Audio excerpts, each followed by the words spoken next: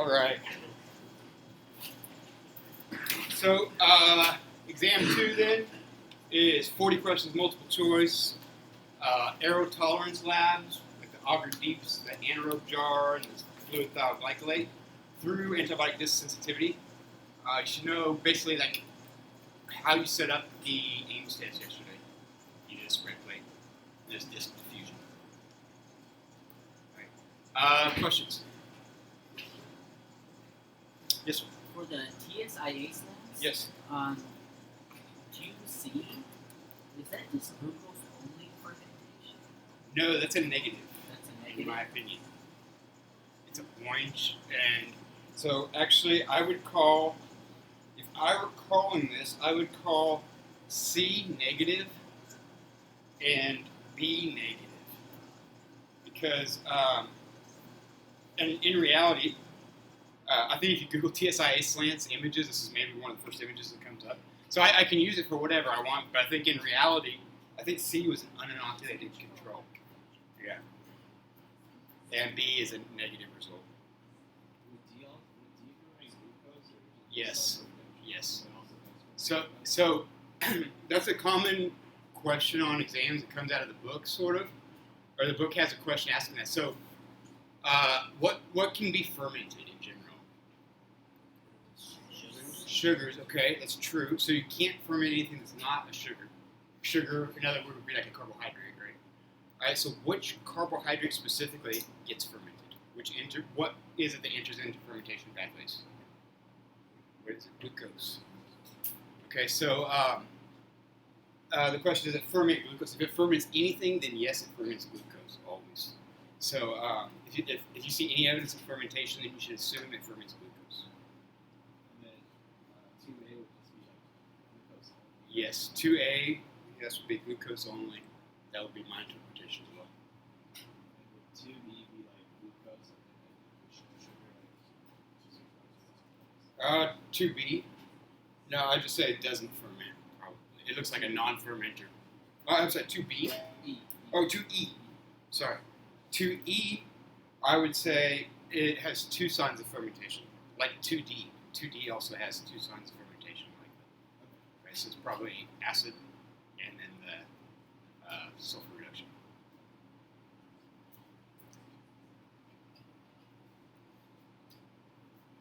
Yes, ma'am. So on question 3 on the exam, why aren't quality checks The concern.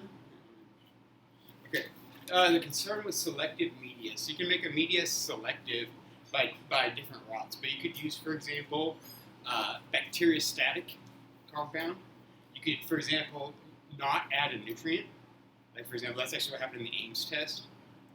It's selective selective for revertants because it doesn't contain histidine, and our stuff needs histidine, right? So you can make selective media by a variety of routes, but oftentimes the selectivity is partial, and it's bacteriostatic, not bactericidal. So you may have like colonies underneath that are unseen. And that can contaminate your culture unknowingly. And so I forgot to say, she asked about question 3 on exam 2 from last year. She said, why selective media not safe for picking up pure colony? Okay, so fundamentally you could have so here's your plate surface looked at from the side, right? And you see a big colony here, and it appears to be pure. But because it was grown on selective media, there's actually some underlying colonies there that are not apparent because they couldn't grow. And they may get picked if you move it to a non-selective media, then it can act as a contaminant. So selective media you can use to enrich. What we do during the mixed double unknown, what you're really encouraged to do, what you should do during the mixed double unknown, is to take your mixed sample, string it on 2 different selective medias, right? And then from those selective medias, restring it onto non-selective medias. Okay, so that both helps you get the gram-positive and the gram-negative likely, what you're looking for. It helps you get both of them isolated, ideally selective and differential media, so you can tell them apart also. And you want to restreak from that to make sure that if you have a few of the green that can now grow up, give them an opportunity to grow. And then you can try to find them. Right, so the little hitch here is that all media is selective. There's no universal media. So if you try to look what's on this countertop, there's many things on the countertop present that won't grow under laboratory conditions. Because our media, even though we say it's all purpose, is actually somewhat selective. Other questions? Yes. Is the blood a big plate? This one, is it for the sheep? Yeah, so the blood auger plate shows, this one shows hemolysis, which we'll focus on more when we do the sheep's blood auger. We did cover hemolysis somewhat with the Columbia CNA.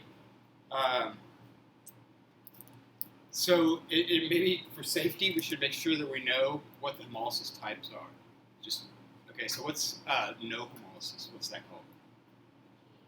Gamma is called no hemolysis. And which letter on here would coincide with gamma? C.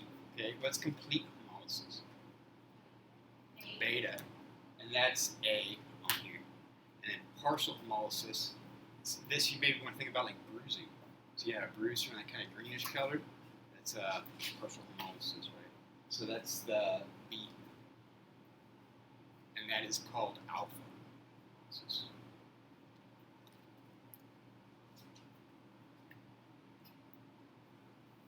The other tests on here, the catalase, oxidase, mannitol salt, and DNA plate, we haven't covered at all. That's on this test. Should we know, like, so like for complete hemolysis, it's like Staphylococcus, Streptococcus, and Enterococcus? No. Only if I gave. I might say that, or I might imply that in the question somehow with a dichotomous key, or by saying the question. But you shouldn't memorize that stuff.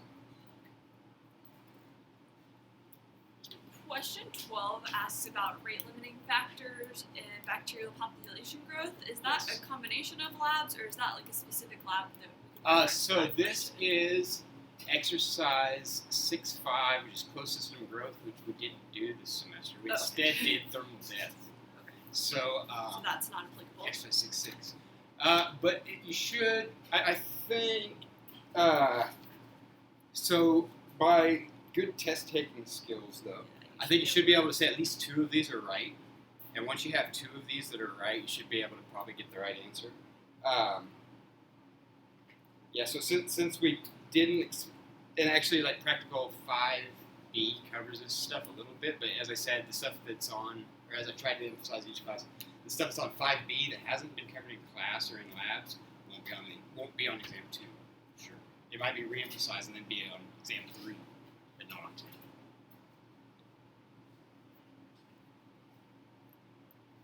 Yes, sir. On question 9, the correct answer you have on there is no urease activity.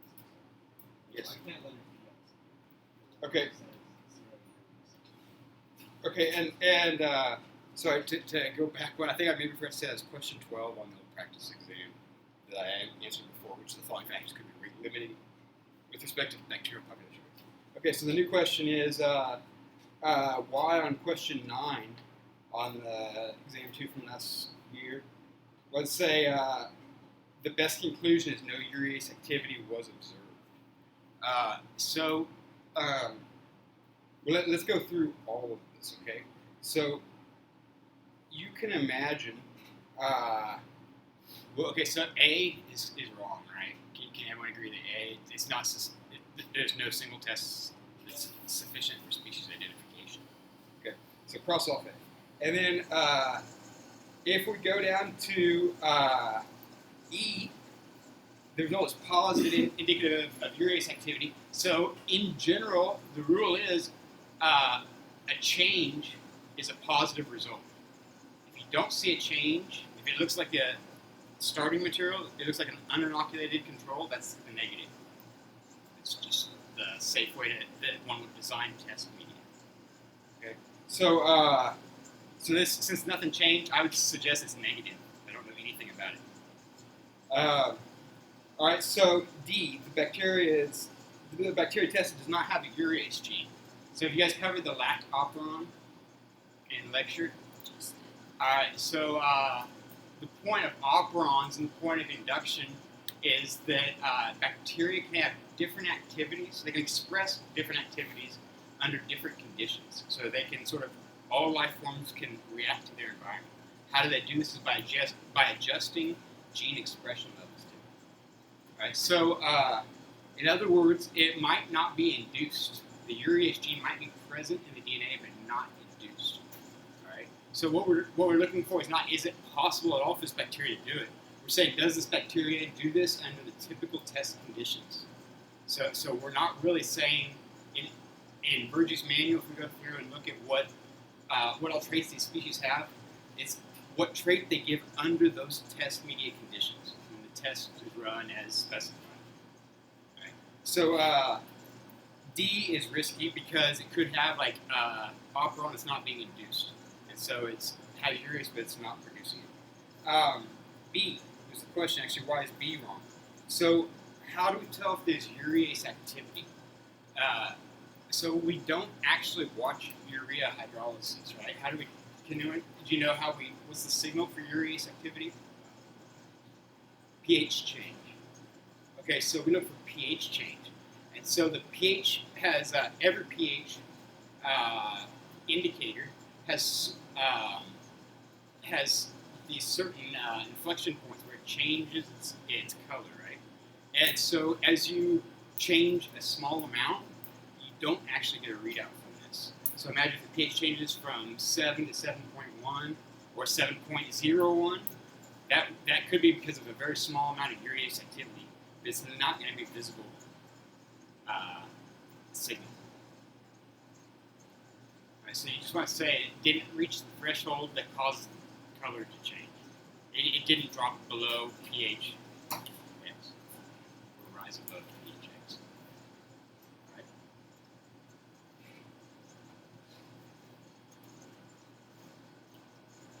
Other questions?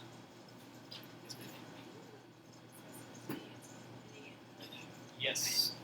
So sensitivity and specificity, I think, are really important because almost no one in this class is going to be running like the exact tests we're running here on the exact strains we're running, unless you were like BTA for me. Otherwise, no one in the world does that. Okay. So it's going to be a different setup for everyone in the real world.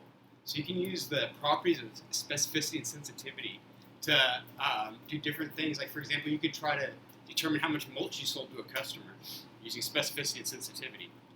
By tuning these properties, you could determine how likely you are to have an infectious disease by tuning sensitivity and specificity. So these properties apply to every test that there is. And there's no perfect test, but what's generally done is a combination of tests. So by that, you can get a pretty good idea, a pretty accurate idea. Okay, so let me show this. All right, so let's say the mulch example. Okay, so you have a mulch business and you sell your customers truckloads of mulch. All right, so how do you want to sell it to them? Say you keep losing money. Maybe it's because your test is not specific enough. Okay, so you just say a truckload, and now you don't have control over how big the truck is. Right, so you just have a set price for a truck that's not specific enough. All right, and then let's say you change it then and you have it by weight. All right, and so you want to get a big scale, you're going to do it by weight, but then it turns out when people want to buy a bag full, it doesn't register any change. So now it's not sensitive enough. Okay, so you don't have enough test sensitivity. Okay, so every time you're trying to look at something, you have test specificity and test sensitivity. So another example that worked for some people, I don't know, it's the buffalo example. Okay, so you're trying to create this automated drone that's going to count the bison population of North America. All right, so if you have the test set at very high sensitivity, then you may sometimes have a hairy cow get counted. All right, so it's looking really careful, and it's going to get some false positives. It's really sensitive. It catches every buffalo. It might get some antelope or some moose or whatever, costumed out trick-or-treaters, I don't know.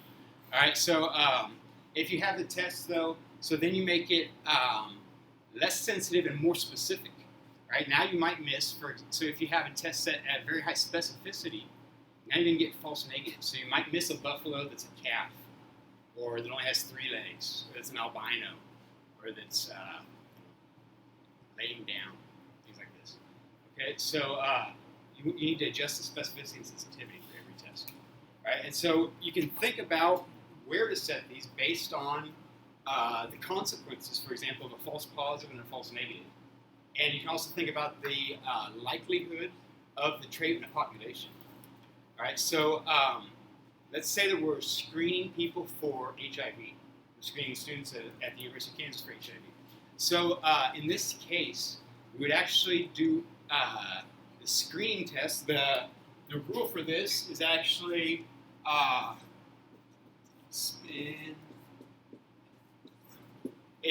spins out is the mnemonic device. Like spins out. Read it. So use a test with high sensitivity to rule out a condition first. And use a test with high specificity to rule in a condition. Okay, so if we're screening the University of Kansas student population for HIV, we expect a pretty low positive rate.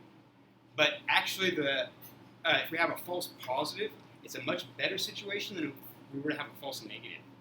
Okay, so we want to, if we tell people, no, you do not have HIV, we want to be really certain when they walk away that we told them correct information. Okay, so what they do is a 2-level screening process. So they first have the test with high sensitivity, really high sensitivity, and anyone that, so for example, this might pick up people that had other viral infections, or that had sort of like promiscuous antibodies that like to bind to stuff. Okay, so then if you get a positive on the high sensitivity test, then they're going to do further screening, test with high specificity, and make sure that the reaction that they're seeing is actually due to HIV, not due to the test conditions, for example, the way the antibodies are binding. Okay, so that's sensitivity and specificity. Okay, so if you change these, you can adjust your rate of false positives and false negatives. You're always going to have some risk of false positives and some risk of false negatives because there's no perfect test. So you can just tune this to get the right parameters. All right, so another way to think about this is, so we can have white. So in the books, in the book stuff's always black and white, right? White and black. And actually, in real life, what happens is this continuum of, and actually we never usually get to the white or the black, usually shades of gray everywhere.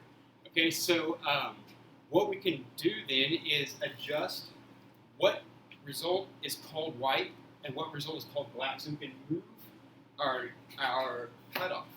And we can say, oh, so we expect most things to be white, so we're not going to call it black unless it exceeds this level. And you can set a cutoff that you think is correct for your population in your situation. Just set it each time. Or you can say, you know, we really want to catch every single one that's black, and so you set it down at this level. All right. So in that case, then you can just design a test with your needs in mind. Any test, whether you're screening. So with the cancer screening example, they don't say that you're free of cancer totally, right? They just have a certain, or they can't ever say that you're free of cancer. They just have a certain probabilistic analysis of this. If they are screening, for example, for fetal abnormalities, genetic testing, they can never say that there's 100% that they have this abnormality, or there's 0% they have this abnormality. It says 1 in 752 chance that they have this, 1 in 19 chance that they have that, etc. Okay.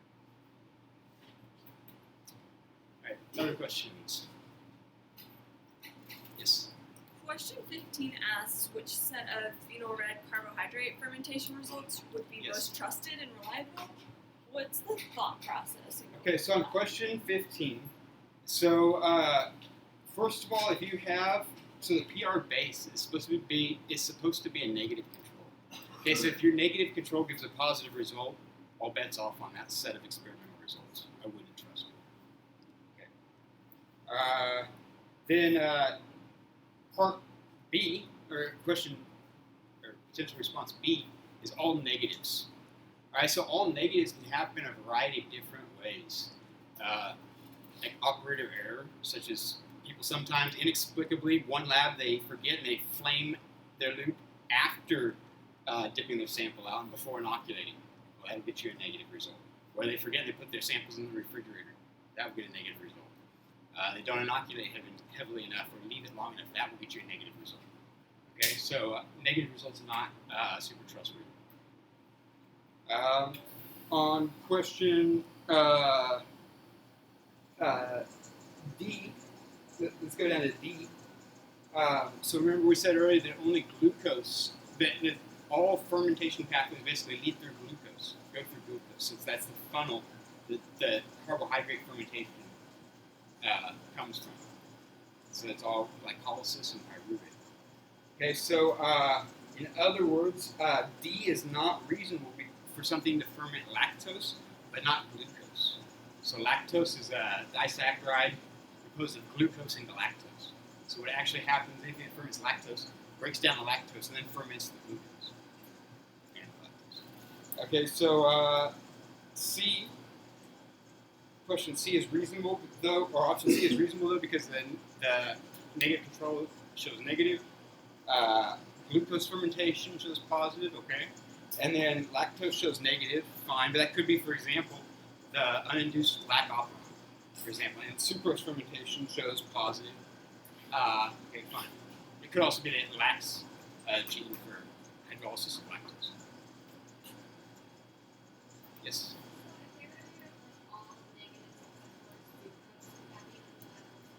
Yes. Yes, because sucrose is glucose and fructose, so it's also impossible to do, or there's something wrong with the test. Either it should have done glucose or it should not have done sucrose. So they always have to go together? Glucose has to be fermented for anything else to be fermented. Okay. All right.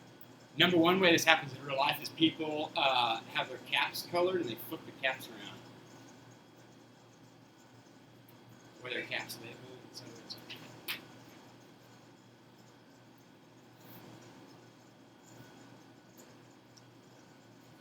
Question 32. Like expected to know certain attributes.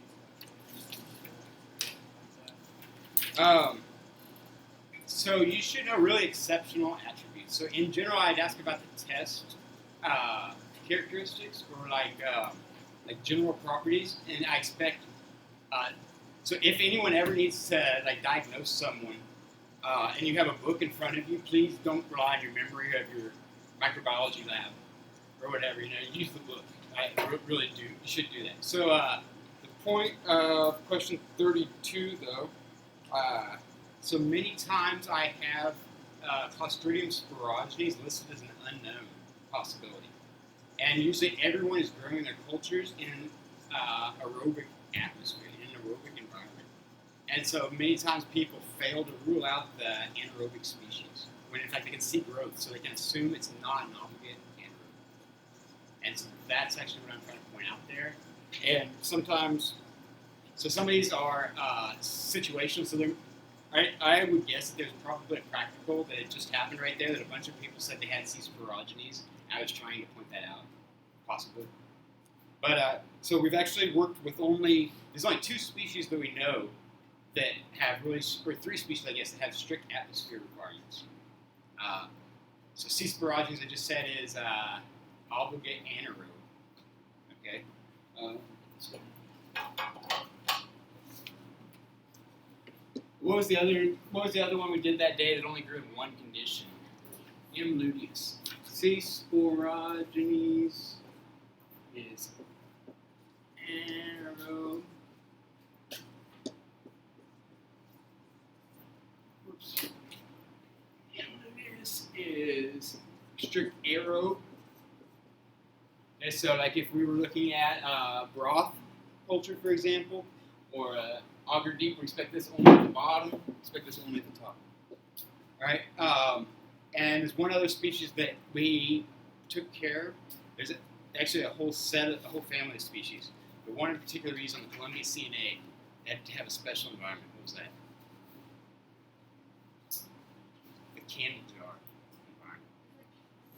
Capnophiles, right? So it, not Staphylococcus, but close. If that's close, what's the answer? Streptococcus. So Streptococcus species tend to be capnophiles. And our strain of, for example, Streptococcus pyogenes, it is a capnophile. It does like CO2, but it doesn't have to have our strain. It's the one that causes strep throat. Our strain of strep pneumoniae, Streptococcus pneumoniae, requires high CO2 usually. All right. So remember, the candle jars are for capnophiles, which have high CO2. So candle jars have nothing to do with anaerobes.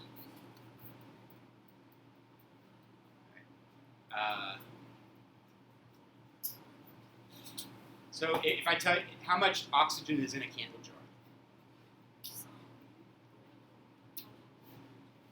I'd say relatively speaking, a lot.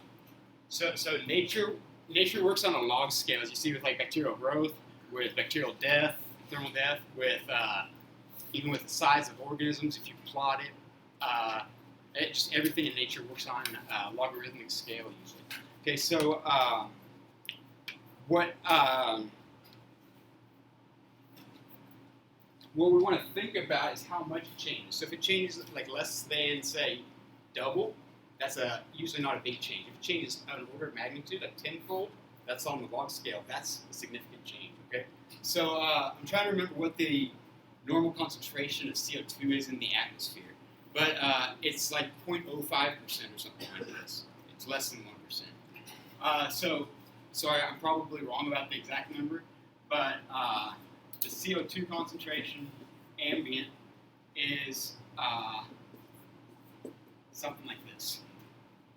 Okay, so what's the oxygen concentration ambient? I also don't know this offhand. I think it's 20 or 21%, something like this. All right, so concentration of O2 is around, let's say 20%.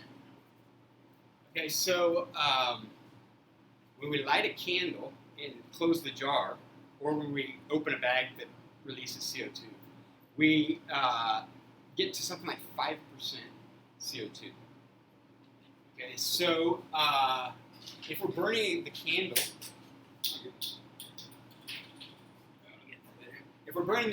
then in a jar, and we have 5% CO2 when the flame goes out, how much oxygen is there?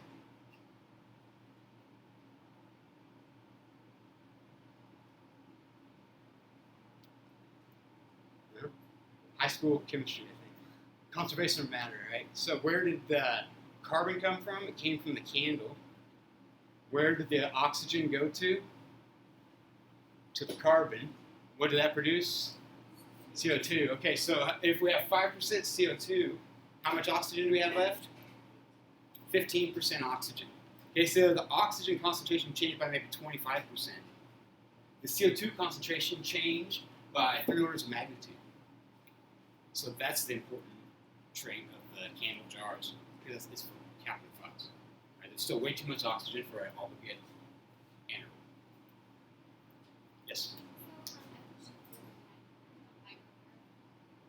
No, I won't get too much into that. Okay, but like, do they grow in low oxygen levels, correct? Yes. And do they not grow in when there's a high oxygen level, or Usually they grow less well. they grow? So what this is, so all these different words are, so first people just had bacteria, right? And then one time someone realized, whoa, if you put them in a different environment, there's these others that can grow.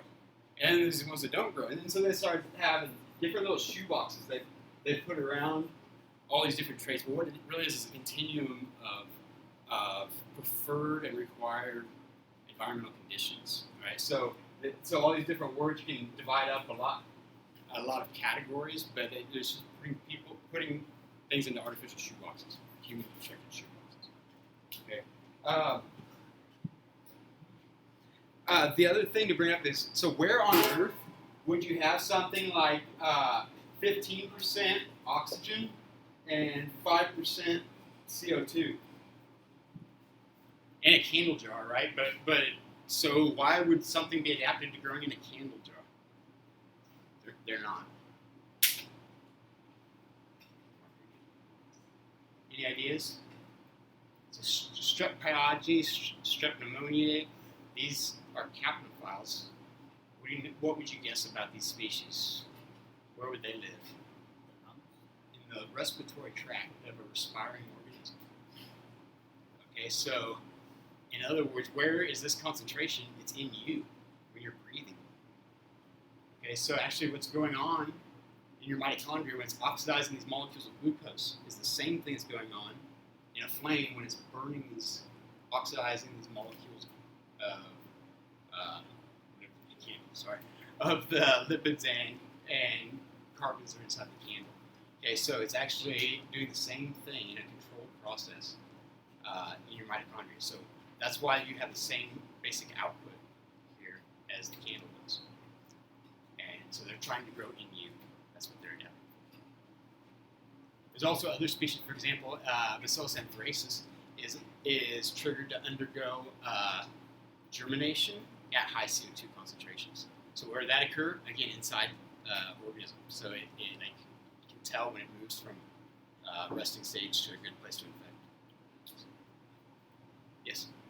Do you know the ingredients for like all the media, or just like ones that are like very So you should know, if I asked about like say tryptone or peptone or general stuff, you should know that is just nutrients in general. Okay, if I ask for agar, many people use that all semester. I have no idea what it is. You should know what agar is in general. I'll talk about that in just a second. And then you should know about the indicators, probably. Right, just which indicators are in. So phenol red's really common. And probably like with sulfur reduction stuff, basically what you have is ferrous compounds. So basically what you're doing is you're using iron. That's the thing you want to know.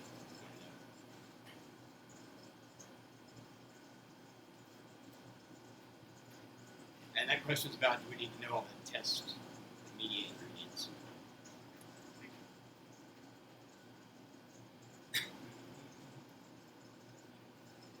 I think more important than the ingredients even is to know what the test is looking for. So like, for example, the phenol red broths, obviously phenol red is the key ingredient, but what you're actually sensing with the phenol red is the pH change. So that way you can tell if, for example, you have the wrong pH to start with, you could get a false positive.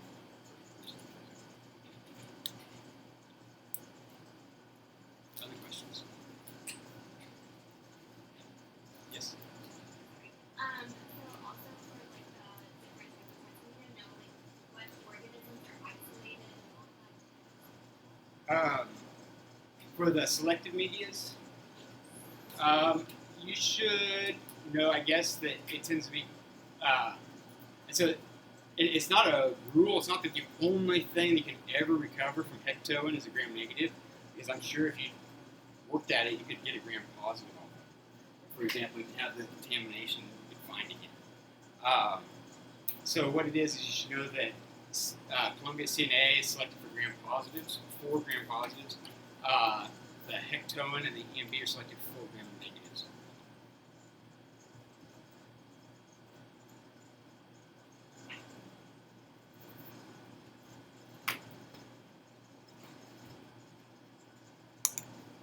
Any other questions?